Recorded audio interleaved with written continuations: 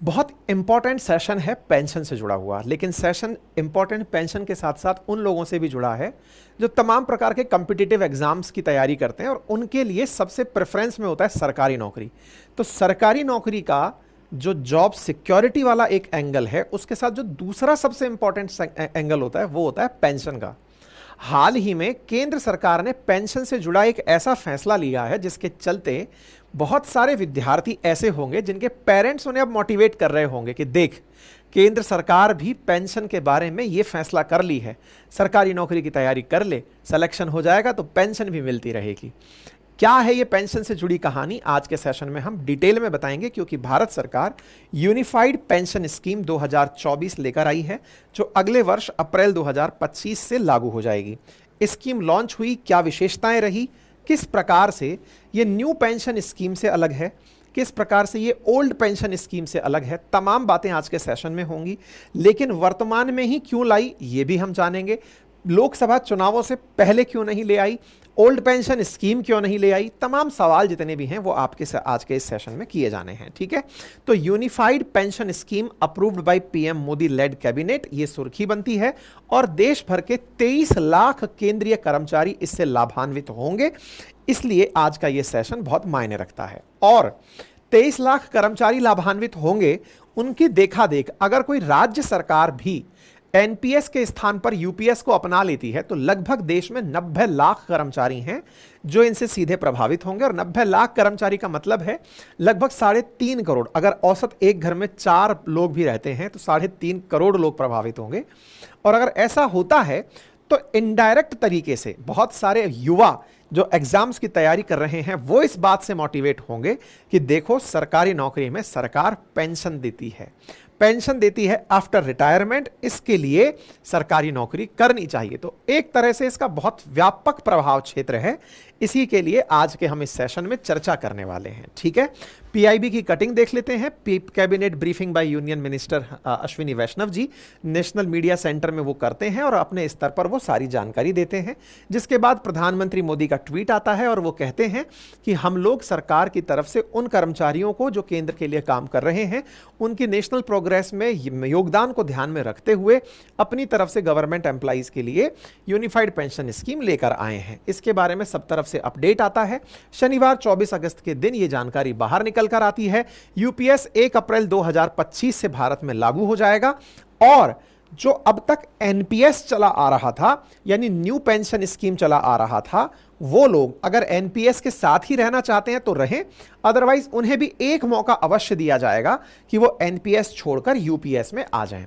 अब ये एनपीएस छोड़कर यूपीएस में आ जाएं, यूपीएस की क्या विशेषताएं हैं, ओपीएस क्या है, ये सारी बातें आज के सेशन में बहुत ही बेसिक तरीके से समझने का प्रयास करेंगे। एक आसान लाइन में इतना सा समझ लें कि जब सरकारी नौकरी आप कर रहे होते हैं तो नौकरी के साथ भी और नौकरी के बाद भी, आपके साथ भी और आपके बाद भी, इसी के लिए सरकारी नौकरियां जानी जाती हैं। आपने 60 साल या 58 साल तक जो भी आपके राज्य की सीमा है, केंद्र की जो स्टेट है, केंद्र की जो पॉलिसी है उसके अकॉर्डिंग सर्विसेज दी, उसके बाद आप रिटायर हुए तो रिटायरमेंट के बाद भी सरकार आपका ध्यान रखते हुए आपको एक पेंशन देती है।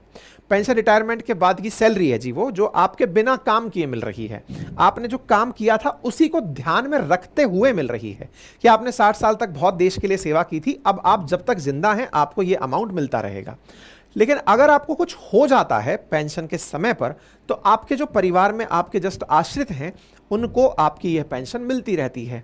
इस प्रकार से सरकारी नौकरियों के प्रति जनता का जो सबसे बड़ा रुझान है वो निकल कर आता है कि भाई, सरकार में पहले तो जॉब सिक्योरिटी है कि 60 साल तक नौकरी रहेगी, उसके बाद में अगर आप रिटायर होते हैं तो रिटायर के बाद आपको पेंशन मिलती रहेगी, घर बैठे आपको अपने जीवन यापन के लिए धन मिलता रहेगा। और अगर आप पेंशन पर मर भी जाते हैं तो आपके जो आश्रित हैं उन्हें भी काम करने की आवश्यकता नहीं है, कुछ अमाउंट उन्हें भी मिलता रहेगा। ये असली पेंशन कंसेप्ट है। 1 जनवरी 2004 में भारत में जब अटल जी की सरकार हुआ करती थी तो अटल जी ने इस पेंशन की पूरी कहानी को, जो मैंने आपको अभी तक सुनाया, इसे रिप्लेस कर दिया न्यू पेंशन स्कीम से। तो वर्ष 2004 से लेकर 24 तक केंद्र के जितने भी कर्मचारी हैं इन्हें न्यू पेंशन स्कीम में डाला गया। तो अब ऐसे समझिए कि भारत में सरकारी नौकरियों के साथ जो पेंशन मिला करती थी उसे आप ओल्ड पेंशन स्कीम कहते थे, कब तक के लिए मिला करती थी? 2004 तक के लिए। 2004 में केंद्र सरकार में अटल जी की सरकार ने नई पेंशन योजना लाए और नई पेंशन योजना में उन्होंने कुछ ऐसे परिवर्तन किए जो परिवर्तन कर्मचारियों को अपने हित में नहीं लगे। जैसे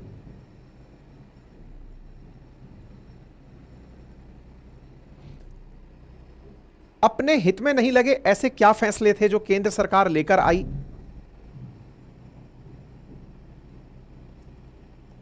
कुछ नॉइजेस आ रही हैं, एक सेकेंड।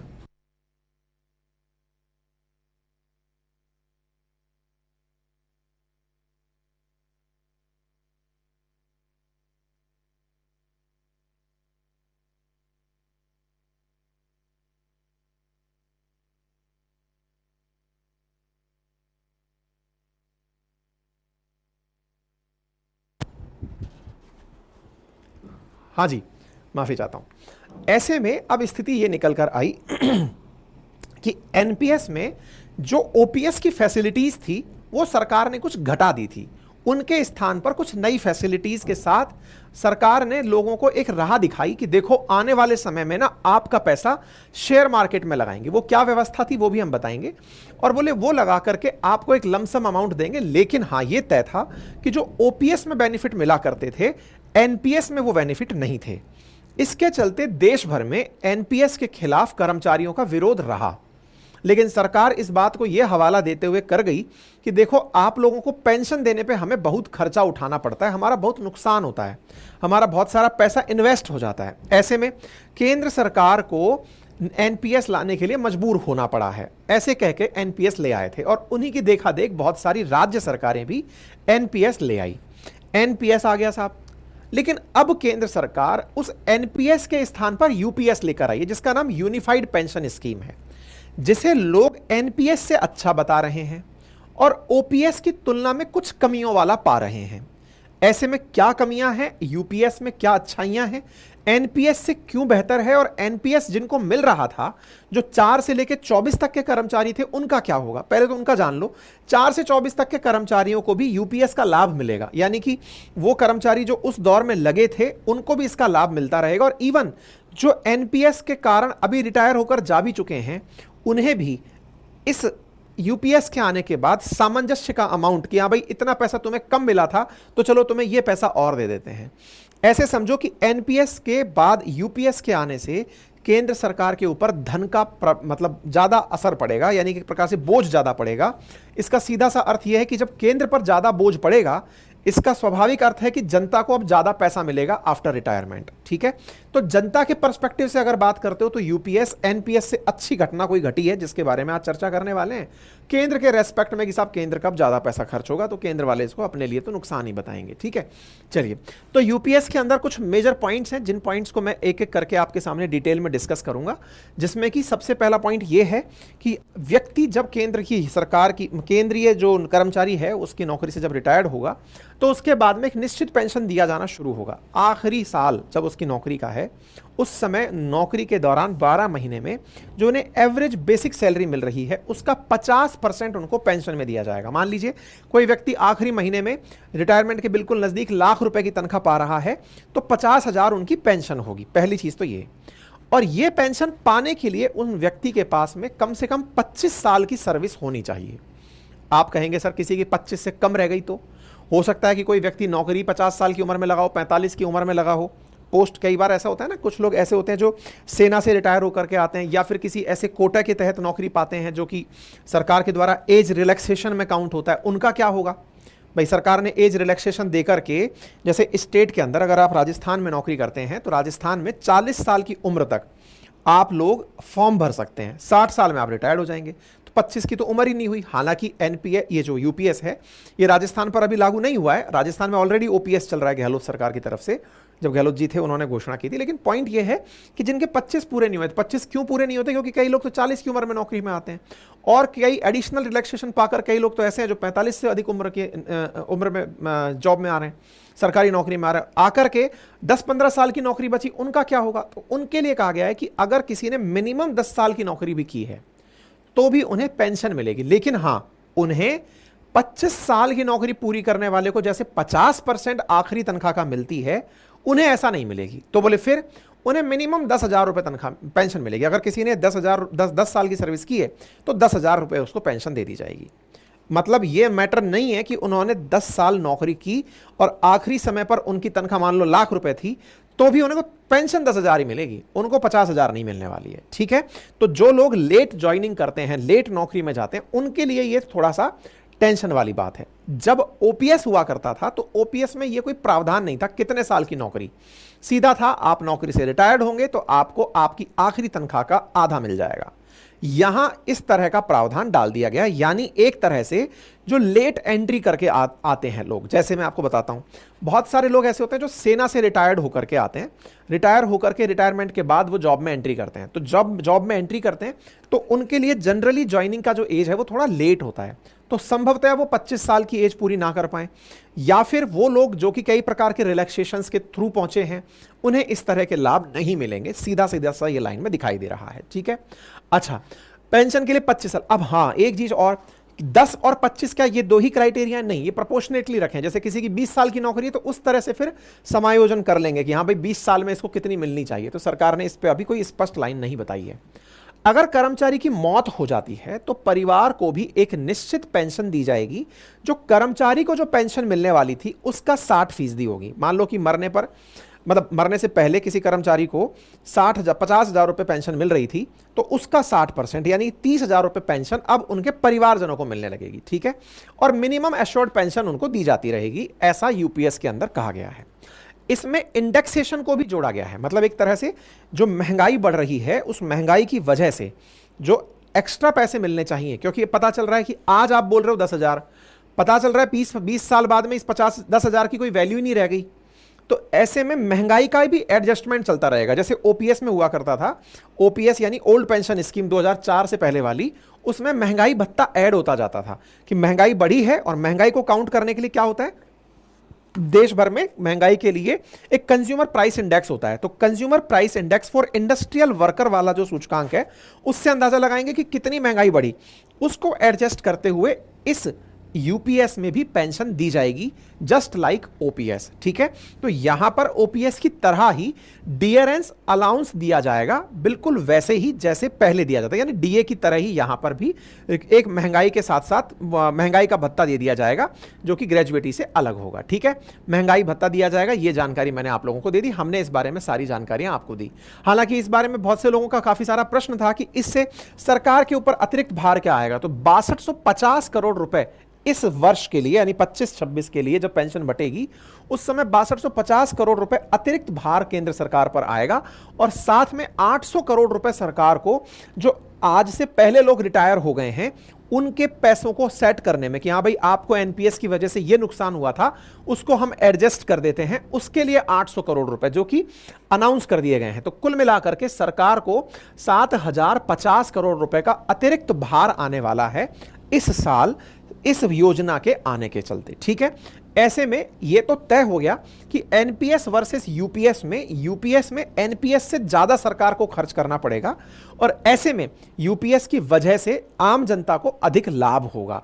तो आम जनता को जो अधिक लाभ होगा उसको और हम डिटेल में चलते हैं, लेकिन उससे पहले सरकार ऐसा क्यों की, तो इसके पीछे सीधा सा गणित तो यही है कि साहब वोट बैंक की राजनीति है, इसके लिए की होगी। सरकार को लगता है कि हर राज्य में डिमांड उठ रही है कि ओपीएस ले आओ, ओल्ड पेंशन स्कीम वापस ले आओ, राज्य के कर्मचारी, केंद्र के कर्मचारी लगातार डिमांड कर रहे हैं, एनपीएस के अंदर कर्मचारीगण खुश नहीं हैं, ऐसे में वोट के लिए। साथ ही साथ क्या हुआ कि केंद्र की जहां सरकार नहीं है, जहां अपोजिशन की सरकार थी, जैसे राजस्थान के अंदर पहले कांग्रेस गवर्नमेंट थी, तो अशोक गहलोत साहब जो हैं उन्होंने ओपीएस लागू कर दी थी।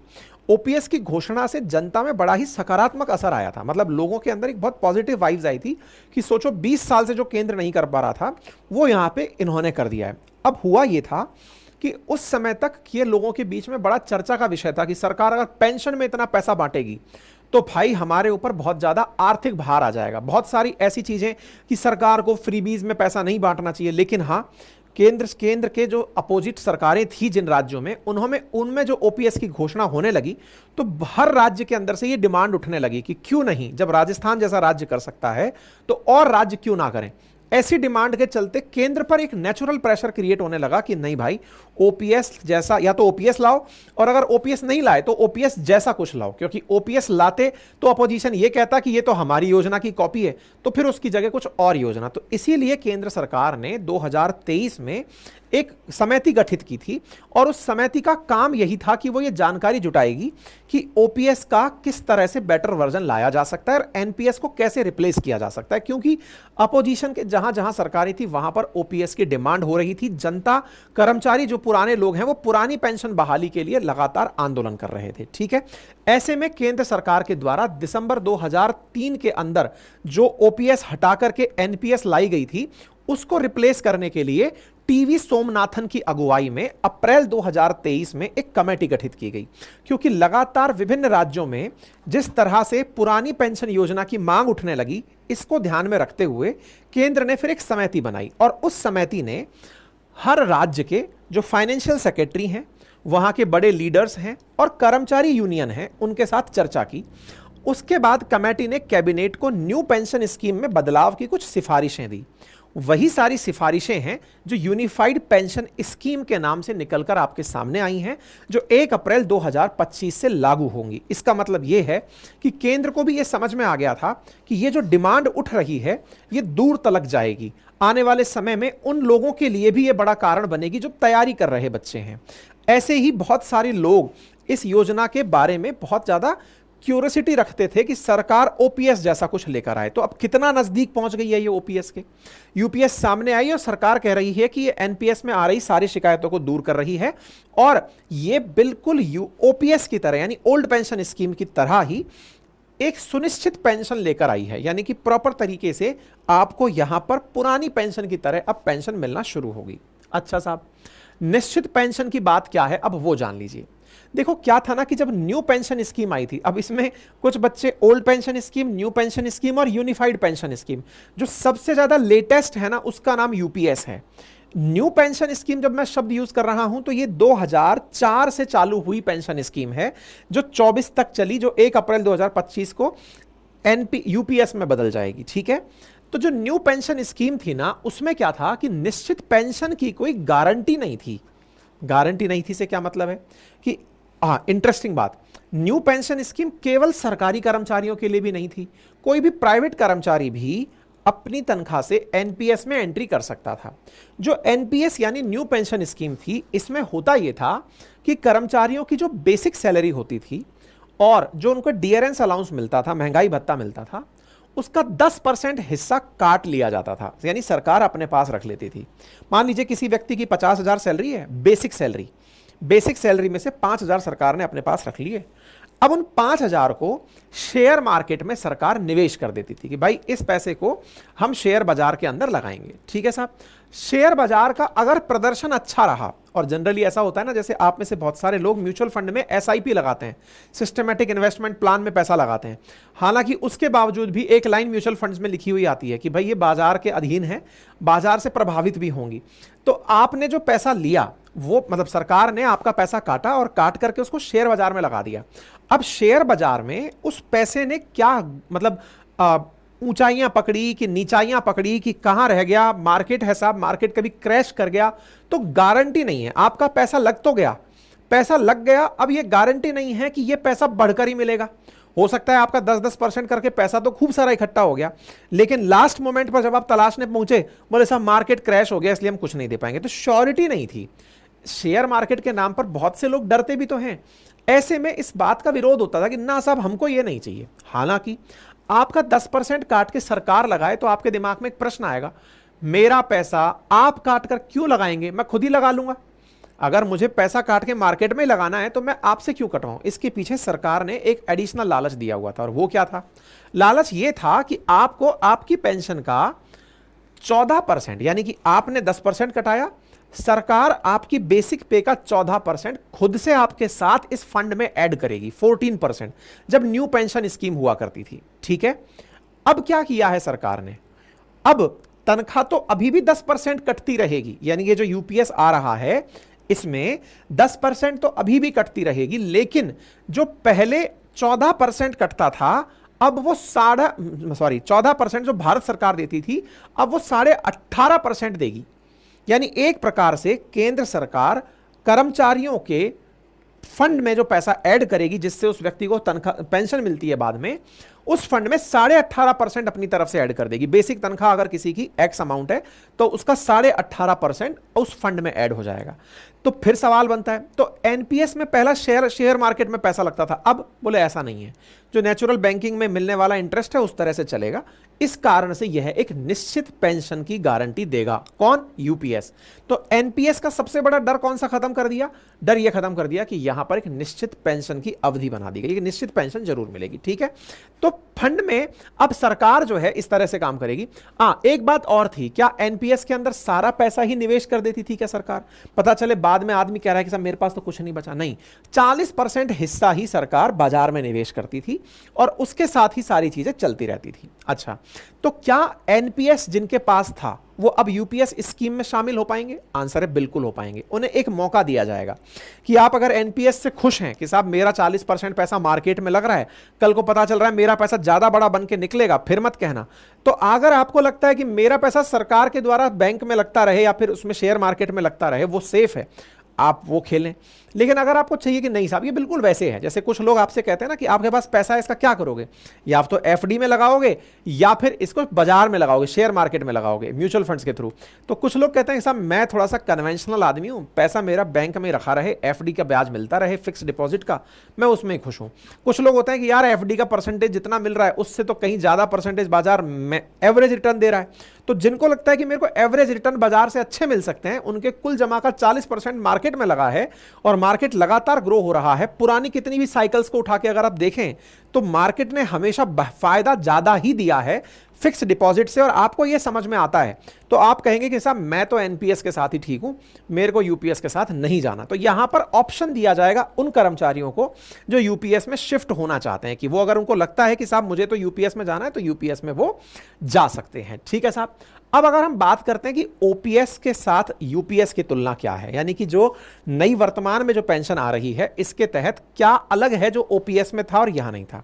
सबसे पहली जो मैंने खूब अच्छे से यहां पर पढ़ने का प्रयास किया इस जानकारी को, तो देखो साहब जब एनपीएस आई थी ना 2004 में, तो भी आपकी तनख्वाह का 10% कटता था। ठीक है, यूपीएस आई है तो भी 10% आपकी तनख्वाह का कट रहा है। साहब जब ओपीएस हुआ करती थी ना तो आपकी तनख्वाह का कुछ भी नहीं कटता था, बस इतना बड़ा अंतर जो है ना वो बस मुझे जो ऑब्जर्व हुआ, बाकी तो लगभग एक जैसी चीजें दिखा रहे हैं। ठीक है, मतलब जब आपकी ओपीएस हुआ करती थी तो आपका जो कटा हुआ पैसा है, वो जो आप कटाते थे जीपीएफ के अंदर या ग्रेचुइटी फंड के अंदर, वो पैसा आप एक मुश्त लेके साइड हो जाते थे। यहां पर मैंडेटरी है 10% आपको अपनी तनख्वाह का कटाना, अगर आप यूपीएस में बने रहना चाहते हो तो।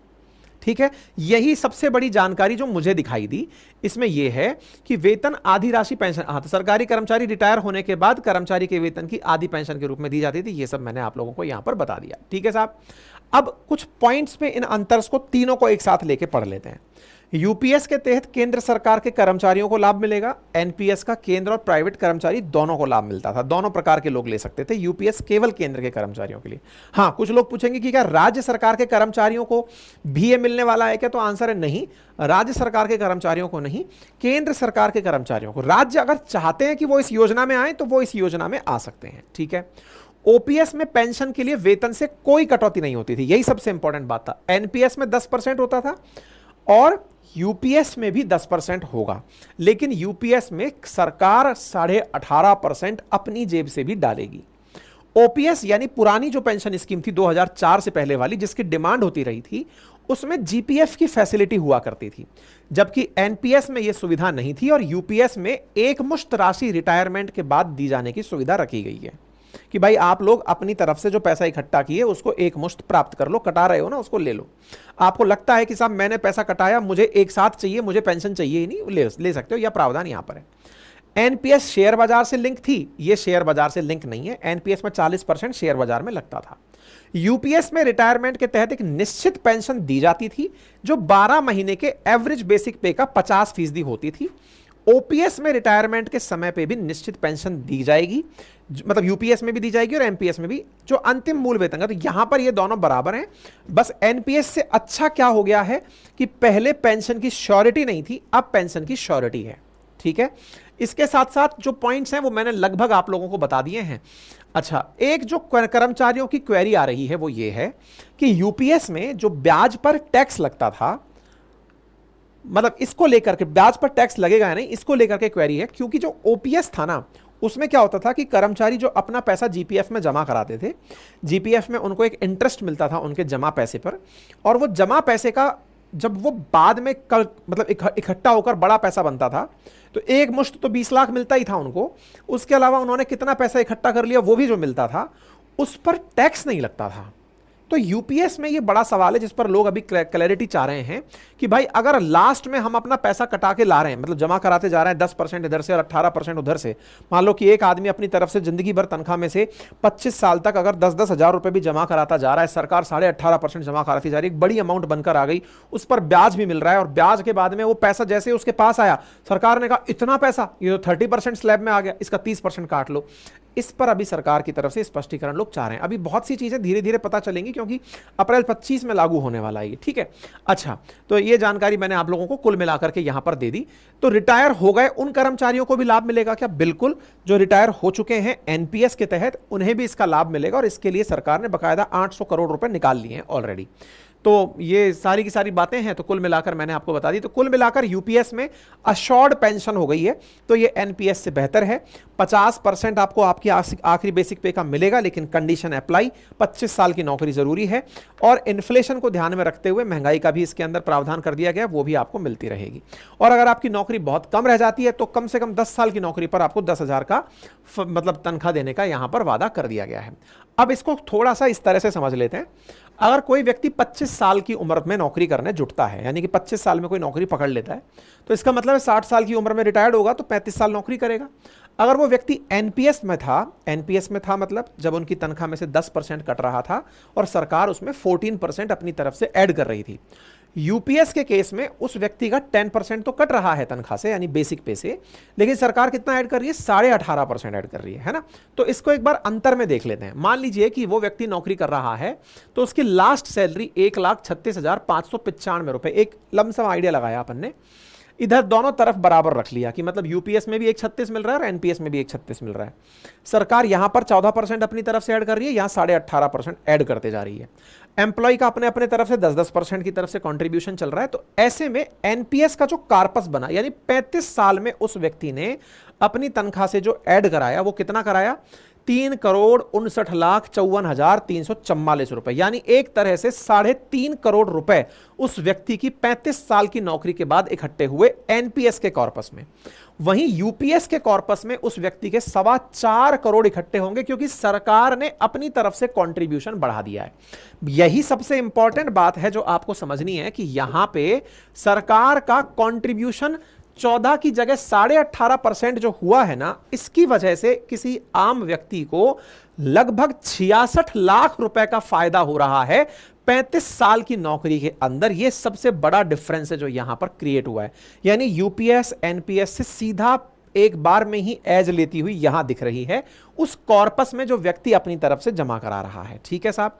एनपीएस में उस व्यक्ति को सालाना पेंशन मिलती 1,79,000 के आसपास, तो यहां पर इसको सालाना पेंशन मिलेगी 2,13,000, यानी एक प्रकार से यहां पर पेंशन भी बढ़ी हुई मिलेगी। ये अमाउंट का डिफरेंस है जो यहां पर स्पष्ट रूप से पता चल रहा है। ठीक है। जब एनपीएस था तो उसमें इस बात का कोई प्रोविजन नहीं था कि वो रिटायरमेंट के बाद व्यक्ति क्या पाएगा, लेकिन हां, अब एक बात यहां पर ध्यान देने की है, एनपीएस में जो पैसा जमा होता था उसका 40% मार्केट में लग जाता था। 40% मार्केट में लग गया तो वो 40% हो सकता है इससे बहुत आगे चला जाए। 35 साल की नौकरी में अगर कोई व्यक्ति 5,000 रुपए पर मंथ की भी एसआईपी कराए, ऐसे बहुत से वीडियो पड़े हुए हैं, सिस्टमेटिक इन्वेस्टमेंट प्लान्स में निवेश करता है तो वो खेल जाता है, बड़ा खेल जाता है। ठीक है। ऐसे में यह बात देखने की है कि यह मार्केट का जो खेला है ना, ये पेंशन के लोगों को समझ में आता है कि नहीं आता है। ठीक है साहब। कुल मिलाकर के ये सारी बातें, तो एनपीएस और यूपीएस के अंदर जो मेजर डिफरेंस है वो मैंने आप लोगों को बता दिया। तो जो लोग 1 जनवरी के बाद लगे हैं उनको भी इसका लाभ मिलेगा, ये मैं आपको बता चुका हूं। सारी बातें तो लगभग मैं आपको बता चुका हूं। ठीक है, डन। इस पर अपोजिशन का क्या कहना है? खड़गे साहब ने अपनी तरफ से कहा है कि यूपीएस में जो यू है उसका मतलब है मोदी सरकार का यू टर्न। बोले क्यों? क्योंकि अभी 4 जून के बाद मोदी सरकार का एरोगेंस घिर गया है।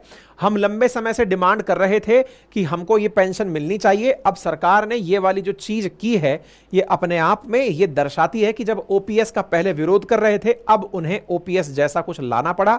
हम सरकार को इसी तरह से पलटाते रहेंगे। तो ये तो हो गया साहब इनका कहना, यानी इन्होंने जवाबदेही सरकार बना दी है, ऐसा कांग्रेस का कहना है। ठीक है, इसी बीच में आम आदमी पार्टी के संजय सिंह जी का कहना है कि ऐसे में ओल्ड पेंशन स्कीम की तो बात ठीक है कि ओल्ड पेंशन स्कीम जैसा बनाने का प्रयास किया, लेकिन सैनिकों के बारे में क्या, उनके बारे में यहां कोई बात नहीं की गई है। इन्होंने यहां पर उस बारे में बात की। कांग्रेस के नेता राशिद अलवी कहते हैं कि जो काम सरकार को पहले कर देना चाहिए था अब वो दबाव में आकर कर रही है। अब इस बात पर सरकार का भी तो एक मतलब सत्य होगा। सरकार कह रही है कि भैया चुनाव के समय करते तब तो समझ में आता कि दबाव में आ गए, जब चुनाव नहीं बचे उस समय कर रहे हैं तो इसका मतलब तो साफ है कि हम केंद्रीय कर्मचारियों के लिए कर रहे हैं। राज्य सरकारों की तो अपनी मंशा है कि वो इसको करना चाहते हैं कि नहीं।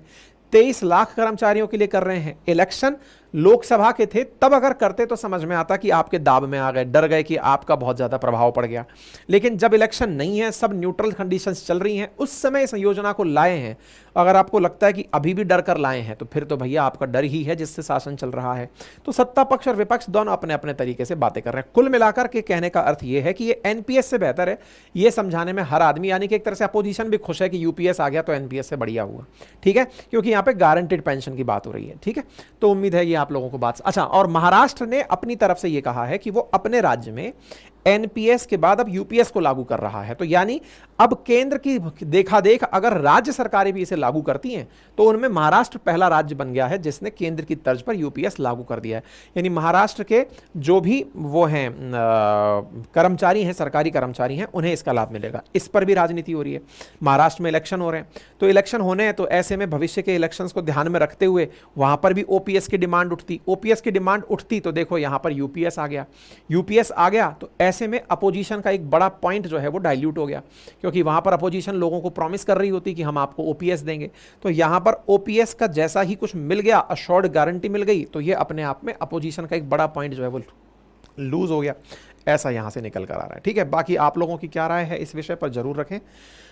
हमारे अपने कोर्सेज के लिए आप अपनी पाठशाला एप्लीकेशन पर मेरे द्वारा पढ़ाए हुए हिस्ट्री, ज्योग्राफी, पॉलिटी के बढ़िया कंटेंट यहाँ पर उपलब्ध है साल भर की वैलिडिटी के साथ, और 16 सब्जेक्ट का आरएएस का फाउंडेशन बैच भी उपलब्ध है, आप उसे एक्सेस कर सकते हैं। हमारी वेबसाइट अपनी पाठशाला.com पर तमाम प्रकार के एग्जाम्स की टेस्ट सीरीज उपलब्ध हैं, आप उन्हें एक्सेस करें। हमारे हैंड रिटन नोट्स उपलब्ध हैं, उन्हें भी आप एक्सेस कर सकते हैं। ठीक है, कोई भी क्वेरी अथवा कमेंट हो तो कृपया करके